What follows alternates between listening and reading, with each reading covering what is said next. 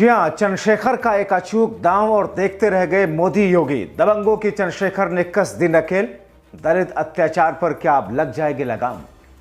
बहुत स्वागत है आप सभी का। आप देख रहे हैं द राजनीति का विशेष सेगमेंट खबर और विश्लेषण। मैं हूं जब्बार खान। दोस्तों, 4 मार्च को आखिर चंद्रशेखर आजाद ने ऐसा कौन सा कदम उठा लिया जिसके बुनियाद पर यह कहा जा रहा है कि दबंगों की नकेल अब लगाई जा रही है।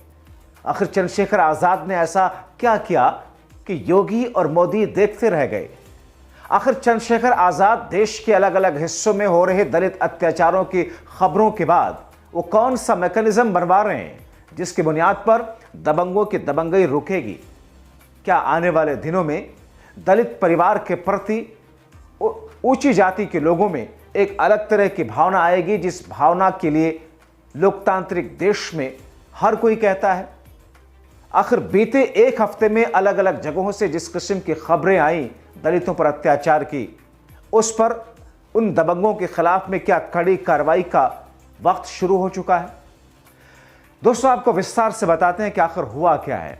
अंत तक इस वीडियो को जरूर देखें। दोस्तों, आपने देखा बीते 6 दिनों के भीतर उत्तर प्रदेश के अलग अलग हिस्सों में, चाहे वो मथुरा हो, चाहे वो गाजियाबाद का इलाका हो, चाहे वो गोरखपुर का इलाका हो या फिर मेरठ का इलाका हो, कहीं पर छोटी तो कहीं पर बड़ी जिस किस्म की घटनाएं सामने आई, उसने एक तरीके से सबको आश्चर्यचकित कर दिया। हर कोई ये समझना चाह रहा है कि आखिर जो पार्टी, जो सरकार, जो नेता, जो योगी, जो मोदी दलित प्रेम की बात करते हैं, जो मोदी ये कहते हैं कि साहब मुझे मार दीजिए, हमारे दलित भाई बहनों को मत मारिए, सरकार में वो है। जो योगी तमाम जातियों के लोगों को साथ चलने की बात करते हैं, वो कहते हैं कि साहब जातियों में घुमा रहा विपक्ष, इसीलिए जातीय जनगणना की जरूरत नहीं है। वो योगी दलितों पर अत्याचार पर खामोश क्यों हो जाते हैं? क्योंकि बीते दिनों में जिस किस्म की खबरें आई दोस्तों, वो कलेजा मुंह खुलाने वाली हैं। और इसीलिए मथुरा में जो कुछ हुआ था, जिस तरीके से जो दलित बहनों की शादियां टूटी थी, बारात लौटी थी, चंद्रशेखर आजाद जब गए तो उनके काफिले पर हमला करने का आरोप लगा। चंद्रशेखर आजाद ने अब उस मुद्दे को फिर से नए सिरे से जिंदा किया है। चंद्रशेखर आजाद ने अपने सोशल मीडिया पर जो लिखा, वो सीधे सीधे मोदी और योगी को एक चेतावनी है दोस्तों।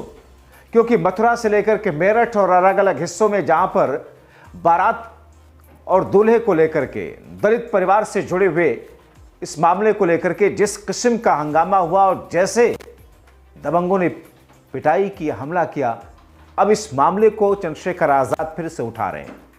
उन्होंने अपने सोशल मीडिया एक्स पर लिखा कि साहब जब तक न्याय पूर्ण रूप से नहीं मिल जाता तब तक यह हंगामा, तब तक यह विरोध रुकेगा नहीं। वो लिखते हैं कि उत्तर प्रदेश में दलित होना अपराध बन चुका है। मथुरा के थाना जैत की बाटी गांव में दलित समाज की बारात पर हमला, बारातियों की बेरहमी से पिटाई, आगजनी, यह सिर्फ एक आपराधिक घटना नहीं बल्कि जातिवादी आतंकवाद का खुला प्रदर्शन और सरकार की नाकामी का जिंदा सबूत है। योगी आदित्यनाथ पर प्रहार करते हुए कहते हैं कि हर दिन यूपी में दलितों पर हमले हो रहे हैं। क्यों? क्योंकि योगी सरकार जातिवादी गुंडों की संरक्षक बनी हुई है। हाथरस हो, उन्नाव हो, लखीमपुर हो, मेरठ हो, अब मथुरा, हर जगह दलितों पर अत्याचार हो रहे हैं। अपराधियों को सत्ता का संरक्षण है। और अब वो सीधे सीधे योगी आदित्यनाथ से कहते हैं कि जवाब चाहिए। पहला सवाल, दलितों की बारात रोकने और उन पर हमले करने के हौसले इतने बुलंद कैसे हैं और क्यों हैं? SC ST अत्याचार निवारण अधिनियम होने के बावजूद अपराधी खुलेआम हिंसा करने की हिम्मत कैसे जुटा रहे हैं? दलितों के संवैधानिक अधिकार कब तक कुचले जाएंगे?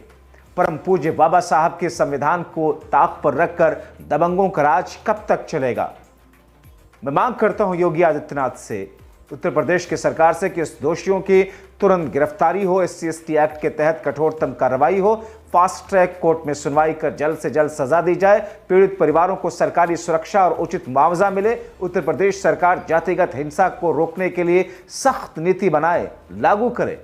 मथुरा की भीम आर्मी और आजाद समाज पार्टी काशीराम की टीम देर रात के यहां तमाम लोगों के साथ में थी, है और आगे भी रहेगी। ये तो दोस्तों अब फिर से मथुरा की उस लड़ाई को चंद्रशेखर आजाद और आगे ले जाने की बात कर रहे हैं।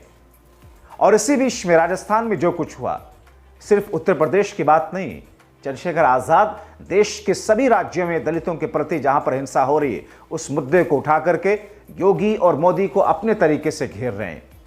और उस पर योगी मोदी का उनका रिएक्शन क्या है, प्रतिक्रिया क्या है, आपको बताऊंगा। मगर उससे पहले राजस्थान सरकार के खिलाफ हल्ला बोलते हुए सांसद चंद्रशेखर आजाद ने सोशल मीडिया पर लिखा, राजस्थान में जिला टोंक के पचेवर थाना क्षेत्र में दलित नाबालिग के साथ हुए जघन्य सामूहिक बलात्कार ने यह स्पष्ट कर दिया कि दलित बेटियां ना तो सुरक्षित हैं, ना उन्हें न्याय मिलने की कोई गारंटी है। 4 दरिंदों ने एक मासूम बच्ची को अगवा करके गैंग रेप किया, बेहोशी की हालत में फेंक करके चले गए। शर्मनाक, पीड़ादायक, दंडनीय होने के साथ साथ सरकार की नाकामी का जिंदा सबूत है यह घटना।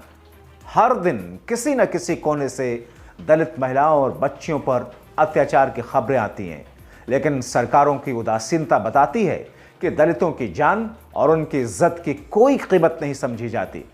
राजस्थान गवर्नमेंट से वो मांग करते हैं सभी आरोपियों की तुरंत गिरफ्तार करके फास्ट ट्रैक कोर्ट में मुकदमा चलाया जाए। SC/ST अत्याचार निवारण अधिनियम और पॉक्सो एक्ट के तहत कड़ी धाराएं लगे। पीड़िता और उसके परिवार को सरकारी सुरक्षा दी जाए जिससे वो किसी भी तरह के दबाव से बच सकें। पीड़िता को शीघ्र न्याय मिले, उचित मुआवजा तथा चिकित्सा सहायता प्रदान की जाए।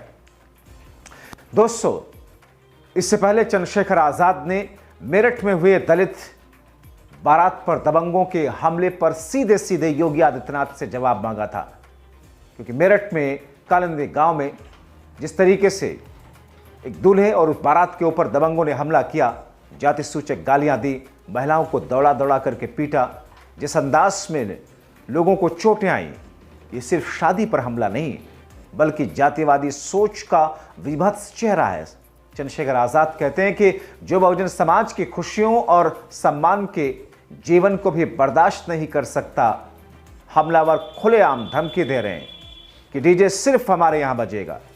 क्या बहुजन समाज का शादी तक की आज़ादी नहीं है? क्या इस प्रदेश में दलित समाज को अपनी खुशियों को मनाने का हक नहीं है? और वहां भी मुख्यमंत्री योगी आदित्यनाथ से उन्होंने कहा था कि कितनी भी बातें उत्तर प्रदेश के मुख्यमंत्री कर लें, दलितों के प्रति बस ज़मीनी सच्चाई यह है कि यूपी में बहुजन समाज पर अत्याचार बढ़ रहे हैं, अपराधियों को सत्ता का संरक्षण मिल रहा है, इसलिए हर कोई बेखौफ होकर के दलित समाज की खुशियों पर हमला करते हैं। लेकिन उन्होंने कहा कि साहब, मैं चेतावनी देता हूं, अगर सरकार ने तुरंत कार्रवाई नहीं की तो पूरे प्रदेश में आंदोलन होगा और ऐसे में 24 घंटे के भीतर बड़ी कार्रवाई हो, बड़े धाराओं में मुकदमा दर्ज किया जाए, फास्ट ट्रैक कोर्ट में इसकी सुनवाई हो। अगर बारातें सुरक्षित नहीं बहुजन समाज की, तो फिर सरकार की सियासत को भी सुरक्षित नहीं रहने देंगे। तो एक तरफ जहां पर उन्होंने देश के प्रधानमंत्री नरेंद्र मोदी को लेकर के अपनी भाषा में, अपने शब्दों में सीधे सीधे उन्होंने चेतावनी दी थी, दूसरी तरफ उत्तर प्रदेश में योगी आदित्यनाथ को एक बार फिर से 4 मार्च को खुले तौर पर उन्होंने कहा कि अगर बहुजन समाज के लोगों की खुशियां, उनकी बारातें सुरक्षित नहीं हैं, तो फिर ऐसे लोगों की सियासत भी सुरक्षित नहीं रहने देंगे। सड़कों पर उतरेंगे, दलित समाज के एक एक बच्चे को लेकर के उतरेंगे और दलित समाज की रक्षा के लिए जो भी आगे आएगा, जो भी समुदाय आगे आएगा, उनको भी साथ लेंगे और सरकार और सत्ता की ईंट से ईंट बजाएंगे। जाहिर तौर पर यह ऐसी कड़वाहट है दोस्तों, जिसमें दर्द भी है, गम भी है, गुस्सा भी है, आक्रोश है, चिंता भी है और चेतना भी है।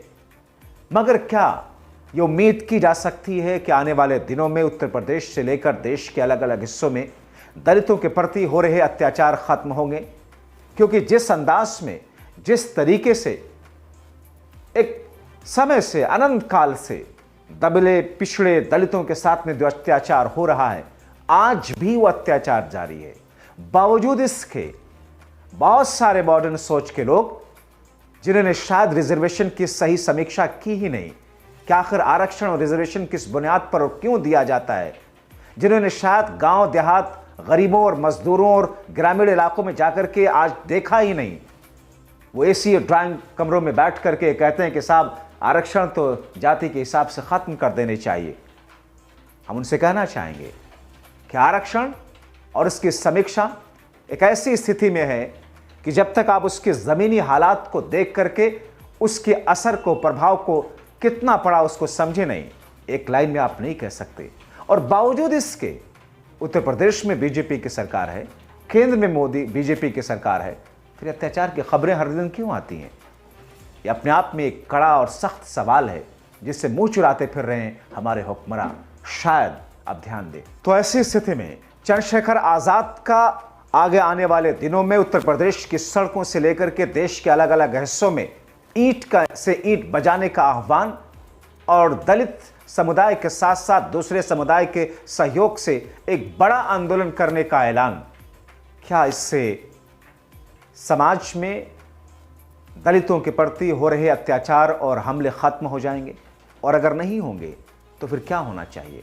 अपनी राय अभी कमेंट बॉक्स में जरूर लिखें। आप जागरूक रहें समाज के प्रति, खुद के प्रति। दूसरों को जागरूक करने के लिए खबर उन तक पहुंचाएं शेयर करके। बहुत शुक्रिया।